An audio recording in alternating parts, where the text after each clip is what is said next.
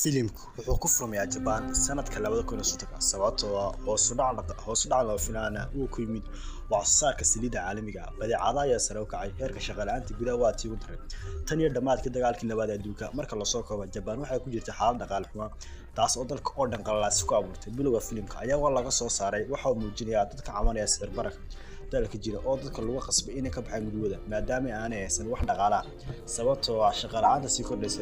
Dhanka kale, xafiiska shaqada ee dowladda waxaana la barayaa jilaaga filimka Yamoto si la mid ah dadka kale.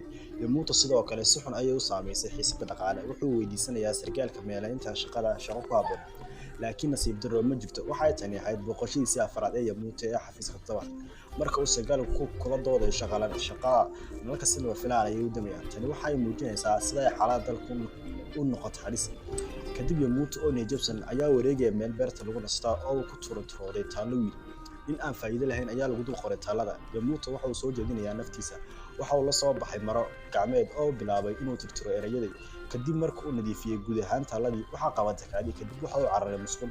Muuqaalka xiga, Yamoto ugu dambeyntii waxa uu helay musqul, laakiin marka uu galay waxa uu arkay in aan la isticmaalin, inkastoo aanu qofna ag joogin oo ay meeshu weli tahay cidla. Waxa uu doortay inaanu kaadin maadaama ay Japan ku adag yihiin dhaqankooda. Si kastaba ha ahaatee, markii ay kaadida gubtay, waxa uu ilaaway dhammaan anshaxii oo waxa uu aaday duurka u dhow. Halkaas waxa uu ka arkay dab. Waxa uu go'aansaday inuu ku damiyo isagoo ku andacoonaya inay khatar ku tahay deegaanka. Waxaa la yaab leh, markii uu bilaabay inuu ku akaadiyo, waxa ka soo baxay saliid madow. Markuu dareeruhu taabto dabka, waxa uu bilaabayaa olol weyn. Halkan ayaa ugu dambeyntii lagu muujinayaa taallada wiilka uu Yamoto ku abaalmariyay awood gaar ah. Waxa uu soo saari karaa xaddi aan xadidin oo saliid ah isaga oo kaadinaya, isaga oo ka naxay dhacdada la yaabka leh. Yamoto isla markiiba waxa uu aaday dhakhtarka si loo baaro.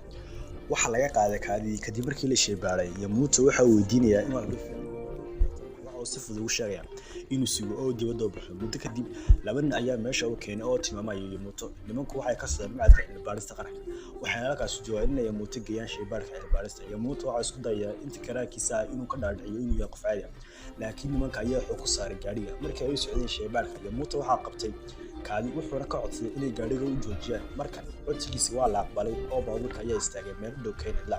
Waxyar kadib, Yamoto waxa uu bilaabay inuu ka kaasho geed korkiisa inta ninku isha ku hayo. Isla markaa Yamoto waxa uu ogaaday inay qulqulayso jihada ninka. Isla markaa ninku wuxuu soo saaray sigaar. Markuu damcay inuu shito, waxa ka dhacay sigaarkii. Nasiib darro, wuxuu si toos ah ku dhacay dareerihii. Yamoto isagoo keenay dab weyn.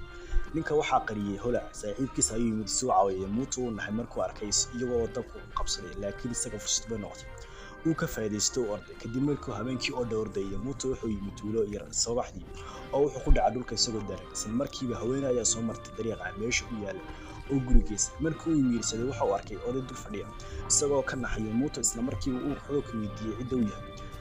Wuxuu ku jawaabay inuu yahay duqa tuulada. Dhan kale, isla gabadhii keentay Yamoto meesha ayay qolka soo gashay cunto. Iyadu waa xikaaliyaha duqa magaalada, waana mid ka mid ah gabdhaha ugu quruxda tuulada. Isla markaa Yamoto uu arkay cuntada, wuxuu bilaabay cunisteeda maadaama aanu cunin ilaa maalin cunto.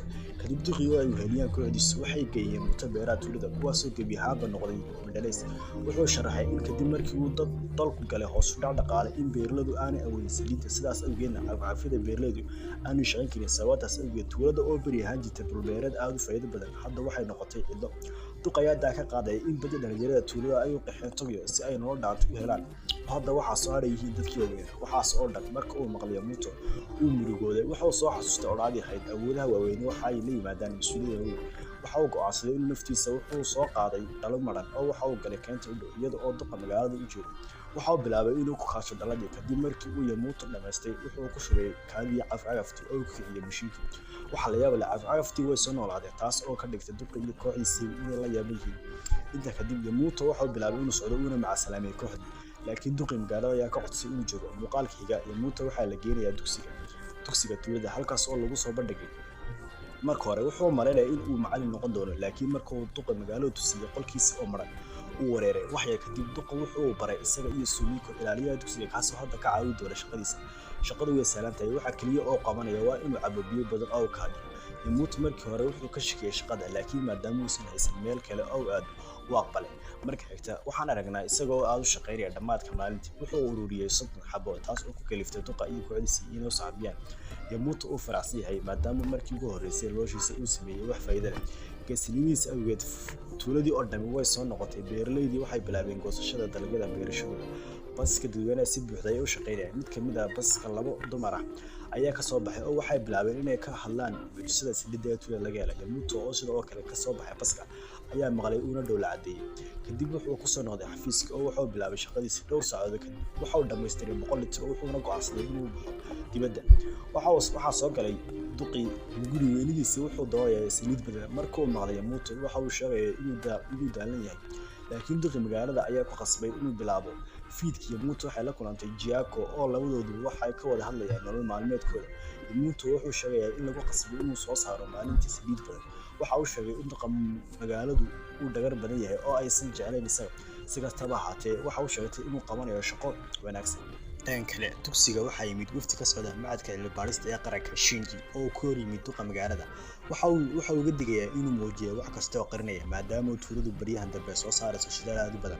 Si kastaba ha ahaatee duqa ayaa ku jawaabay inuusan jirin wax uu qarinaya, laakiin wuxuu uga ballan qaaday inuu mar dambe soo noqonayo. Markii Yamuto iyo Sumika ay sii wataan shaqadoodii maalinlaha ahayd, korontadaas lama filaan ayay u tegaysaa. natiijo ahaan Yamuto wuxuu go'aansaday inuu baxo oo soo sahamiyo qolalka kale ee dugsiga. mugdiga daraadiisa wuxuu qaaday toosh. Marka Yamuto uu xoogaa socday waxa uu arkay dhowr dhibcood oo saliid ah oo dhulka yaala. isagoo nacsan ayuu raacay dhibciyo oo wuxuu gaaray bakhaar kaas oo ku jiraan dhowr foosto oo saliid ah. muuqaalka xiga Yamuto xanaaqsan ayaa ka hor yimid duqa wuxuuna dalbanayaa inuu jawaabo. duqii wuxuu sheegay in arrintan ay tahay ganacsi iyo inuu kaydinayo saliidda si uu uga iibiyo magaalooyin kale. markuu tan malqay aad buu cadhooday. Yamuto wuxuu go'aansaday inuu tago bakhaarka si uu soo saaro ugu qaybo dadka tuulada. Koorituuna sugan waxaa qabtay askariga duqa. Markii la qaaday aad buu xumaaday in Sumiko si daac ku hooyay. kadib Yamuto waxaa lagu xidhay qol go'doon ah waxaana lagu amray inuu sii wado shaqadiisa. markii uu diiday waa xoog kaga keenay saliidii. waxyar kadib waxa uu timid Chiako oo goobta ka soo afurfurtay. kadib waxay ka baxseen meeshii sida ugu dhaqsaha badan iyagoo aan waqti iska lubin. labadoodu waxa u yaaceen gudaha keenta. muddo ka bacdi duqii iyo kooxdiisii waxay bilaabeen isla markiiba inay raadiyaan. markuu soo gaaray keenta wuxuu helay xoogaa saliid ah oo geed ku daadatay. wuxuu ogaaday inay Yamuto ka soo baxday. duqii magaalada ayaa markaas ursiinaya saliidda aygiisii kaasoo isna bilaabay dabagalka Yamuto. dhinaca kale Yamuto iyo Chiako waxay gaadheen guri cidla halkaas oo ay dab ku shiteen. kadib waxay bilaabeen sheeko. Chiako waxa uu sheegay in dadka tuulada ay si buuxda ugu tiirsan yihiin saliidiisa. markii uu tan maqlay Yamuto uu murugooday wuxuuna naftiisa ku canaantay inuu rajo u keenay dadka tuulada. waxa uu sheegay inuu yahay kan la doortay oo awood u leeyahay inuu bedelo nolosha dadka. hadalka ayaa ugu dambeyntii dhiirigeliyay Yamuto. wuxuu ogolaaday inuu awoodiisa u adeegsado horumarinta aadanaha. waxaan aragnaa dhibco saliida oo ka soo muuqday meel aan la aqoon oo dab ku dhacay. subaxdii xigtay iyadoo labadoodiiba ay hurdaan, duqii iyo kooxdiisii ayaa meeshii yimid oo isla markiiba qabqabtay labadoodiiba.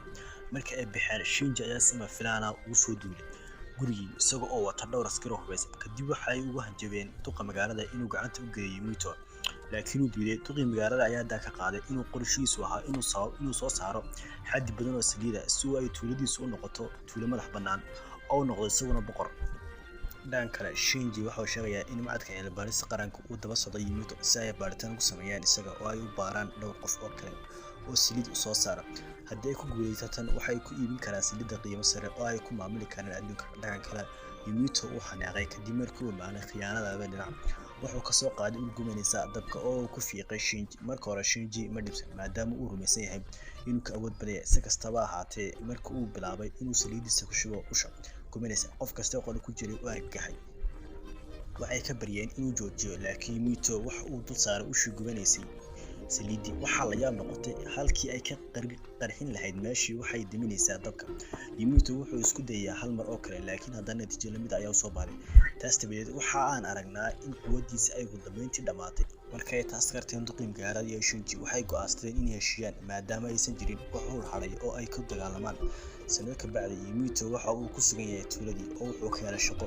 wuxuu guursaday Chiako. lamaanaha waxay dhaleen wiil. filimku wuxuu dhammaanayaa marka wiilkooda sawiga ah uu kaadinayo dareero u eg saliidda oo kale. subscribe channelka si aad u heshid muuqaalo badan oo xiiso geliya. nagula xidhnow. mahadsanid.